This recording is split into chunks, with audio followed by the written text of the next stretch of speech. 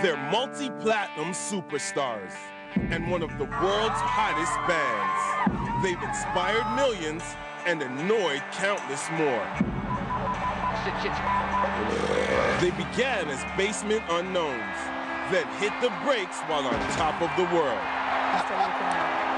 So the question is, how did three tattooed punks from suburban San Diego go on to become one of the rudest, lewdest, most successful bands in the world today?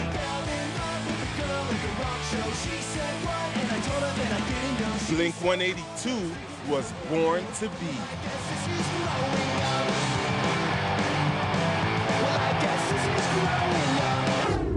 My mother always wanted me to be a lawyer. A doctor. An architect like my father. My dad insisted on medical school. I was always expected to be a part of the family business. A bank manager. But I was born to be.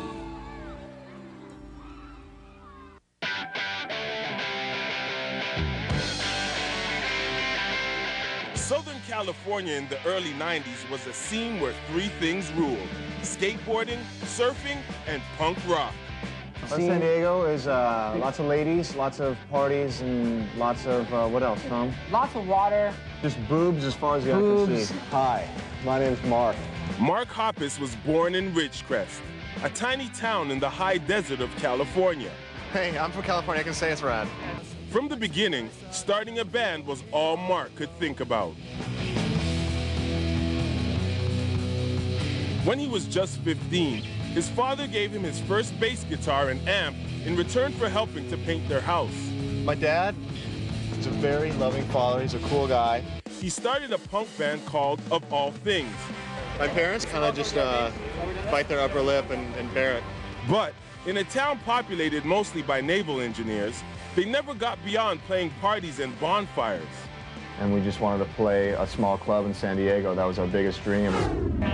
Meanwhile, in Poway, a suburb of San Diego, Tom DeLonge was writing songs between shifts at Gary's Chicken and Ribs. I am Tom DeLonge, but it should be DeLonge, because I went to France and they said you're pronouncing it wrong. I'm all DeLonge. No, which is DeLonge. And I was like, yeah, that sounds right. A troublemaker with a reputation for practical jokes, Tom got kicked out of Poway High for his rowdy behavior at a school basketball game. My parents wouldn't let me play in a band. They always used it against me every time I got in trouble. So I got to quit my band, or they didn't like the music, or it's gonna, you know. I always say, like, I think if my parents were completely into what I was doing and loved my music, I probably wouldn't be here today. Though he was in hot water at the time, this suspension would be a major turning point in his life. Actually, you know what? They never said anything or looked at me, but I just had this overall feeling like I have everywhere I go, where people just want to beat me up. So I was like, maybe I should go. Tom was transferred to Rancho Bernardo High and instantly made new friends among the skateboarder community. You know, people like me.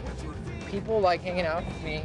One of these friends was Ann Hoppus, Mark's sister. Mostly just to shut him up, Ann introduced him to her brother. The two bonded immediately over their common passions: skateboarding, punk rock, and a penchant for potty humor. We don't care. We just want to play fast music and offend people. Wiener. Barney movies. There's a reason that Tom and I met, and, you know, we're pretty much the same guy in two different bodies. I feel like we're brothers. They instantly began writing songs together, with Tom on guitar and Mark on bass. Just as a generalization, the songs that I write the lyrics for, I sings, and the other songs that I write the lyrics for, Tom sings. But that way, I just got that, and I don't think that's funny. From the beginning, they knew they wanted more than just a few laps jamming in Tom's garage. So when you start a band, you always hope to God that you'll just end up playing in front of people. To be a proper band, they needed to fill out their sound. At a party, Tom met Scott Rayner, a local drummer also itching to start a band. The three began jamming in Scott's sound-insulated bedroom and were soon practicing every day. You start out as this punk rock band, and, you know, you don't care about anything, and you just have fun. You sleep on people's floors and break things and just entertain each other. They went through a series of band names reflecting their irreverent sense of humor. For a long time, we were calling ourselves Matchbox 20, but I guess somebody else already has that name. We were going through names like Duct Tape and Figure Eight, and they called our band Live for a while.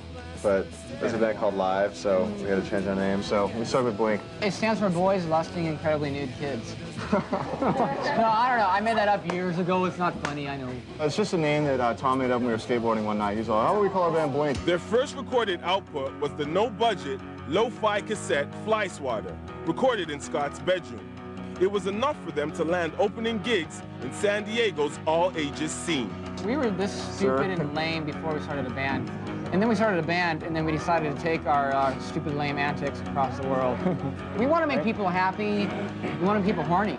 There's a kid in my class that got a boner at PE in high school. He was wearing sweatpants. It was really embarrassing, so this song goes out to him.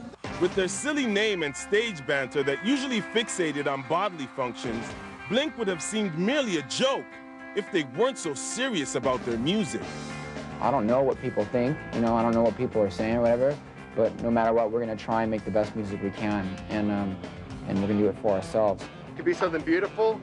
It could be something that you never hope happens again.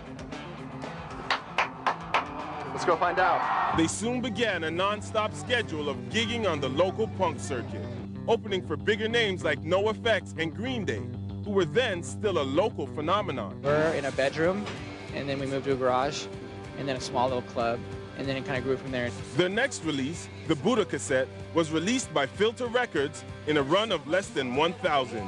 We just wanted to try and put out an album that somebody would actually buy in a store. You know, that was like the ultimate, possibly, to get signed to an indie label and actually put out an album. Record companies took notice, and in 1995, they signed with Cargo Records.